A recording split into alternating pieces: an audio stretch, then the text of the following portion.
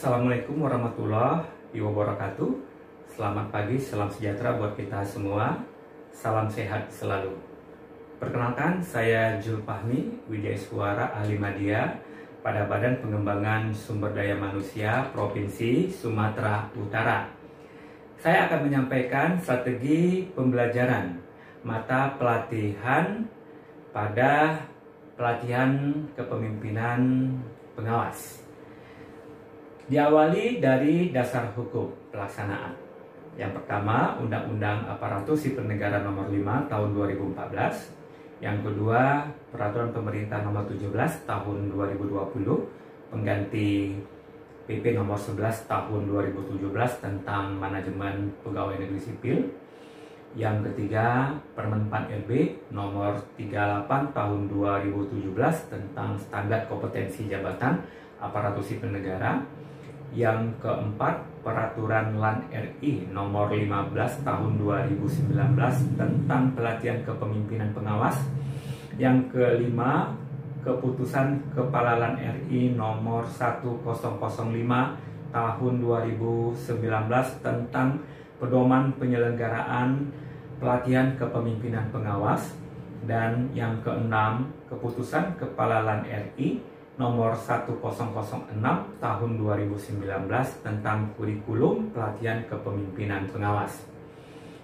Adapun kompetensi yang dibangun pada pelatihan kepemimpinan pengawas ini adalah merupakan kompetensi kepemimpinan melayani sebagai kompetensi manajerial untuk menjamin terlaksananya akuntabilitas jabatan pengawas, yang berkemampuan dalam mengendalikan kegiatan pelaksanaan pelayanan publik yang dilakukan oleh pejabat pelaksana sesuai dengan standar operasional prosedur. Adapun kompetensi yang dimaksud berintegrasi antara kompetensi pemerintahan dengan kompetensi manajerial, di mana kompetensi pemerintahan membangun karakter dan sikap perilaku kepemimpinan Pancasila yang berintegritas, menjunjung tinggi etika birokrasi, dan bertanggung jawab dalam pengendalian pelayanan publik di unit organisasinya sebagai bentuk perilaku kepemimpinan Pancasila dan bela negara. Sedangkan kompetensi kepemimpinan mengaktualisasikan kepemimpinan pelayanan dan pengendalian pekerjaan sesuai dengan bidang tugasnya dengan melakukan inovasi, kolaborasi, dan mengoptimalkan seluruh potensi sumber daya internal dan eksternal dalam rangka implementasi peningkatan kinerja pelayanan publik yang dilakukan oleh pejabat pelaksana. Adapun learning journey dalam pelatihan kepemimpinan pengawas, ada 4 agenda pembelajaran. Yang pertama, agenda kepemimpinan Pancasila dan bela negara. Yang kedua, agenda kepemimpinan pelayanan. Yang ketiga, agenda pengendalian pelaksanaan pekerjaan. Dan yang keempat, agenda aktualisasi kepemimpinan. Dan agenda orientasi program.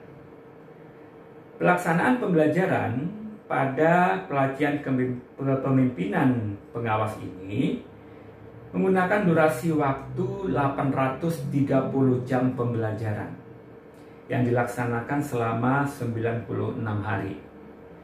Pola pembelajarannya juga menggunakan 2 pola on-campus dan off-campus, di mana pelaksanaan pembelajaran on-campus ini dilaksanakan di tempat instansi penyelenggara pelatihan yang telah terakreditasi oleh Lembaga Administrasi Negara Republik Indonesia. Pelaksanaan pembelajaran ini dengan durasi waktu pembelajaran 290 JP selama 36 hari. Sedangkan untuk pembelajaran off-campus ini dilaksanakan di instansi tempat tugas masing-masing peserta dengan jumlah jam pembelajaran 540 JP selama 60 hari. Pelaksanaan off-campus ini ketika para peserta melaksanakan aktualisasi kepemimpinannya. Untuk evaluasi dalam pelatihan kepemimpinan pengawas, ada 4 kategori. Yang pertama, evaluasi substansi. Penilaian, bobot penilaiannya 15%. Yang kedua, evaluasi studi lapangan dengan bobot 20%. Yang ketiga, evaluasi aksi perubahan dengan bobot 50%. Dan ini dibagi menjadi 2 bagian. 20% penilaian evaluasi terkait seminar rancangan aksi perubahan, dan 30% terkait evaluasi aktualisasi kepemimpinan. Sedangkan evaluasi yang keempat adalah evaluasi sikap perilaku dengan bobot 15%. Masing-masing agenda pembelajaran dalam pelatihan kepemimpinan pengawas memiliki beberapa mata pelatihan. Untuk agenda pertama, kepemimpinan Pancasila dan bela negara, ada 2 mata pelatihan. Yang pertama, etika dan integritas kepemimpinan Pancasila. Durasi waktu pembelajaran selama 12 jam pembelajaran. Yang kedua, bela negara. Durasi waktu pembelajaran 18 jam pembelajaran. Setelah selesai agenda 1, pembelajaran dilanjutkan ke agenda yang kedua, yaitu kepemimpinan pelayanan. Ada 4 mata pelatihan. Yang pertama, diagnosa organisasi dengan jumlah jam pembelajaran 18 JP. Yang kedua, berpikir kreatif dalam pelayanan dengan jumlah jam pembelajaran 18 JP.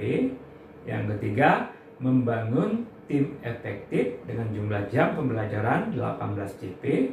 Dan yang keempat, kepemimpinan dalam pelaksanaan pekerjaan dengan jumlah jam pembelajaran 9 JP. Selesai pembelajaran di agenda kedua, dilanjutkan pada pembelajaran agenda yang ketiga, pengendalian kegiatan. Ada 7 mata pelatihan. Pertama, teknik komunikasi publik 9 JP. Yang kedua, perencanaan kegiatan pelayanan publik 9 JP. Yang ketiga, penyusunan RKA pelayanan publik 9 JP. Yang keempat, pelayanan publik digital 9 JP. Yang kelima, manajemen mutu 18 JP. Yang keenam, manajemen pengawasan 12 JP. Dan yang ketujuh, pengendalian pelaksanaan kegiatan 9 JP. Selesai pembelajaran di agenda ketiga, dilanjutkan ke agenda yang keempat, aktualisasi kepemimpinan. Ada 2 mata pelatihan. Yang pertama, studi lapangan kinerja organisasi dilaksanakan selama 33 jam pembelajaran. Yang kedua, aksi perubahan kinerja organisasi dengan 74 jam pembelajaran. Untuk agenda orientasi program, ini dilaksanakan untuk 4 mata pelatihan. Yang pertama, terkait dengan strategi kebijakan pengembangan kompetensi aparatur sipil negara. Ini selama 3 jam pembelajaran. Yang kedua, overview kebijakan pelatihan dilaksanakan selama 3 jam pembelajaran. Yang ketiga, dinamika kelompok 3 jam pembelajaran. Dan yang keempat, kebijakan dan tindak lanjut hasil pelatihan selama 3 jam pembelajaran. Untuk pelaksanaan evaluasi substansi khusus pada agenda 2 kepemimpinan pelayanan dan agenda 3 pengendalian kegiatan, di mana pelaksanaan evaluasi substansi ini dilaksanakan selama 3 jam pembelajaran. Saya akan menyampaikan strategi pembelajaran pada agenda 2 kepemimpinan pelayanan khusus pada mata pelatihan membangun tim efektif.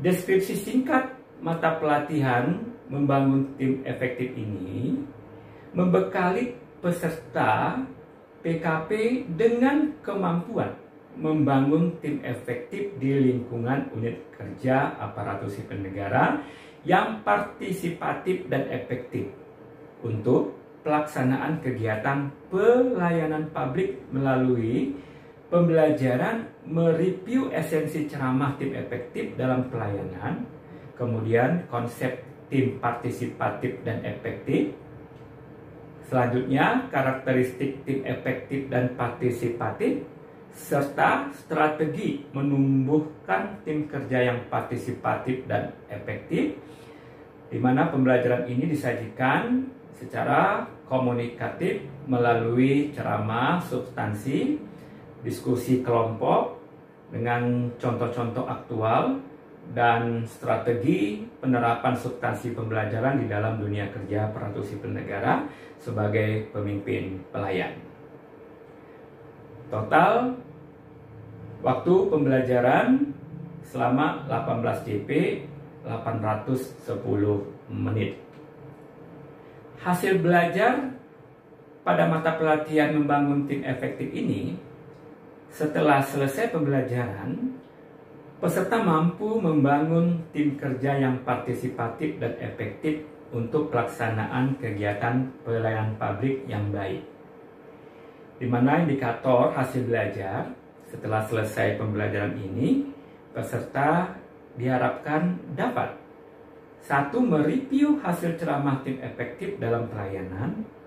2. Mengembangkan tim efektif dalam pelayanan.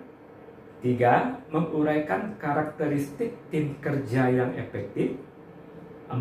Menumbuh kembangkan tim kerja yang efektif. Nah, kita akan membahas strategi pembelajaran pada masing-masing indikator keberhasilan tersebut. Untuk materi pokok yang pertama terkait dengan review hasil ceramah tim efektif dalam pelayanan, ada 4 submateri yang disampaikan. Yang pertama, esensi ceramah tim efektif dalam pelayanan. Yang kedua, analisis proses dan hasil ceramah. Yang ketiga, pembelajaran lesson learned dari ceramah. Yang keempat, strategi penerapan dalam dunia kerja.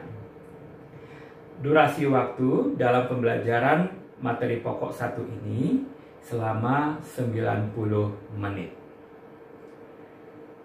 Telah diawali sesi ceramah oleh pakar atau narasumber yang dilaksanakan selama 3 jam pembelajaran 135 menit. Setelah selesai sesi ceramah, maka dilanjutkan materi pokok review hasil ceramah tim efektif dalam pelayanan ini, di mana metode pembelajarannya dengan ceramah interaktif, tanya jawab, curah pendapat, diskusi kelas, dan tugas mandiri. Sedangkan media alat bantu yang digunakan laptop, whiteboard, LCD, flip chart, spidol, kemudian bahan tayang, dan juga bahan ajar. Nah, pelaksanaan tugas mandiri kepada masing-masing peserta diminta untuk mereview kembali ceramah sesuai dengan urutan submateri.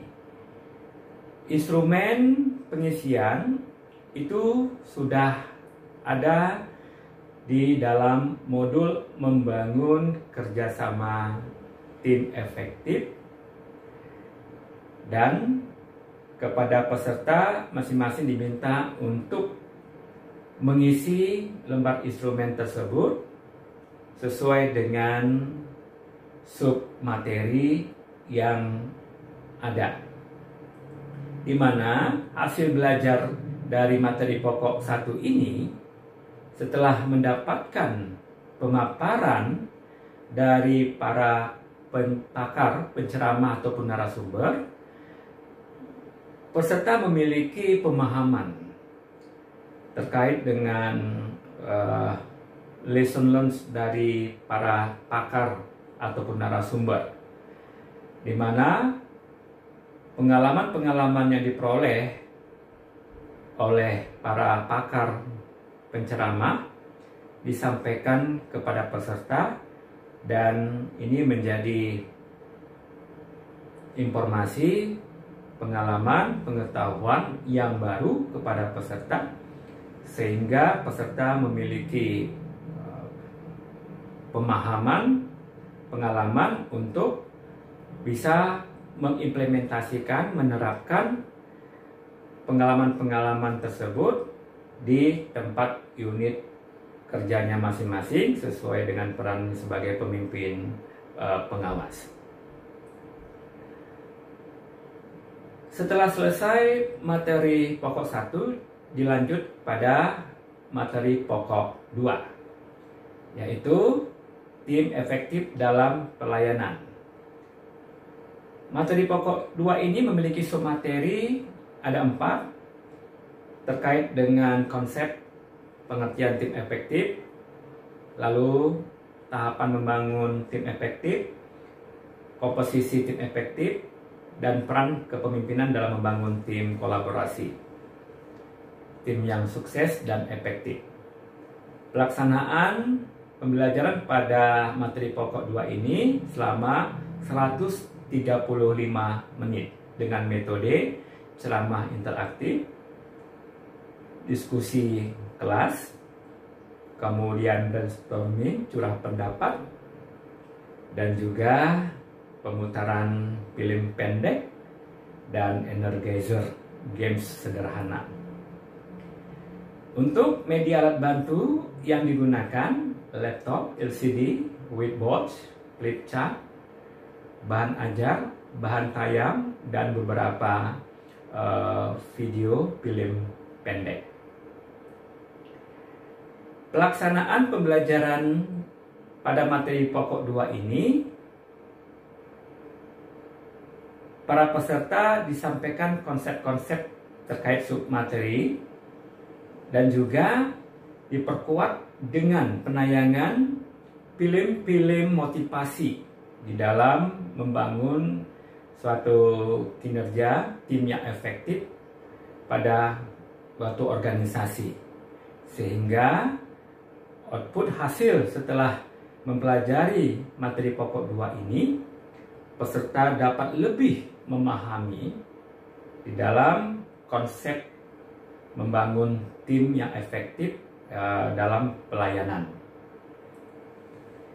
Setelah selesai materi pokok 2, dilanjutkan pada materi pokok 3, karakteristik tim kerja efektif, di mana pada materi pokok 3 ini memiliki 8 submateri.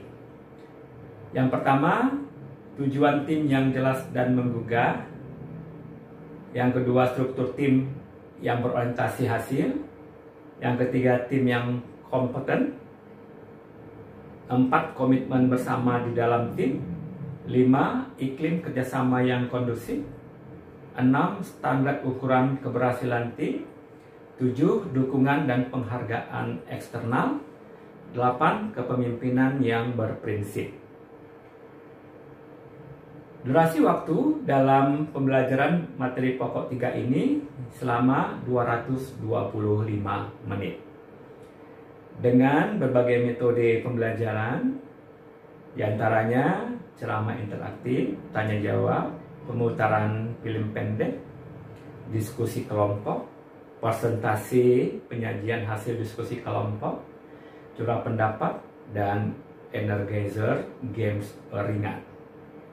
Didukung dengan media alat bantu dalam pembelajaran menggunakan laptop, LCD, whiteboard, flip chart, video pendek, sound audio, dan bahan ajar, modul, juga bahan tayang, serta beberapa video film pendek. Untuk pelaksanaan kegiatan diskusi kelompok dibagi menjadi 3 kelompok. kelas dibagi menjadi 3 kelompok. Masing-masing kelompok diberikan 1 buah kasus terkait tentang membangun suatu kerjasama tim, di mana kasus pertama ini kasus untuk kelompok 1, kasus kedua itu diselesaikan untuk kelompok 2, kasus 3 diselesaikan untuk kelompok 3. Nah, pengelompokan ini diharapkan memiliki karakteristik yang berbeda antara satu peserta dengan peserta yang lain, agar tujuannya bisa lebih memberikan suatu warna yang lebih banyak dengan adanya perbedaan-perbedaan karakteristik itu. Dan di sini juga mencoba untuk mewujudkan bagaimana masing-masing peserta itu mewujudkan karakteristik tim kerja yang efektif, sekaligus sebagai proses pembelajaran di dalam kelas dalam pelatihan kepemimpinan pengawas ini. Nah, setelah selesai didiskusikan oleh kelompok, maka setiap kelompok diwakilkan oleh seseorang untuk mempresentasikan paparan hasil kerja di kelompok di depan kelas. Nah, kasus ini juga bisa disadur dari berbagai sumber lainnya, ya, seperti surat kabar, internet, televisi, YouTube, ataupun media-media sosial lainnya. Nah, jadi fleksibel, kasus bisa digunakan dari berbagai sumber, bisa diangkat. Hasil belajar setelah selesai pembelajaran pada materi pokok 3 ini memberikan kemampuan lebih kepada peserta untuk lebih menciptakan kerjasama tim yang efektif. Diharapkan dengan adanya pembelajaran pada materi pokok 3 ini, kemampuan peserta itu akan lebih semakin meningkat untuk bisa mengaplikasikan, menerapkan di unit tempat tugas kerjanya masing-masing sesuai dengan peran sebagai pemimpin pengawas. Setelah selesai materi pokok ketiga, dilanjutkan kepada materi pokok yang keempat, yaitu strategi membangun tim kerja yang efektif, di mana ada 7 submateri. Yang pertama, strategi menyusun tujuan tim, kemudian strategi menyusun struktur tim, yang ketiga, strategi mewujudkan tim kompeten, yang keempat, strategi meningkatkan komitmen tim, yang kelima, strategi membangun kerjasama kondusif, yang keenam, strategi meningkatkan standar keberhasilan, yang ketujuh, strategi meningkatkan dukungan pihak luar. Pelaksanaan pembelajaran pada materi pokok 4 ini menggunakan waktu 225 menit, di mana metode pembelajarannya ceramah interaktif, kemudian tanya jawab, brainstorming curah pendapat, kemudian presentasi di dalam kelas, lalu tugas mandiri, dibantu menggunakan media alat-alat bantu, laptop, LCD, whiteboard, flip chart, sound audio, kemudian bahan tayang dan juga bahan ajar. Nah, untuk tugas mandiri, kepada peserta masing-masing diminta untuk merangkum kembali hasil pembelajaran setiap indikator keberhasilan pada mata pelatihan membangun tim efektif ini. Selanjutnya, masing-masing peserta diminta untuk membuat peta kerangka penerapan strategi pembelajaran tim efektif di unit kerja masing-masing, termasuk juga mengatasi apa yang menjadi kendala ataupun hambatan yang dihadapi di dalam mewujudkan kinerja tim yang efektif. Nah, dari hasil pembelajaran materi pokok keempat ini, peserta diharapkan mampu mewujudkan strategi-strategi yang jitu di dalam membangun tim kerja yang efektif di tempat unit kerjanya masing-masing. Demikian yang bisa saya sampaikan terkait strategi pembelajaran mata pelatihan membangun tim efektif pada pelatihan kepemimpinan pengawas. Terakhir, saya membacakan kata kunci kesuksesan. Manusia sukses bukan karena bisa atau tidak, tapi karena mau atau tidak. Terima kasih, salam hormat saya, salam sumut bermartabat. Wassalamualaikum warahmatullahi wabarakatuh.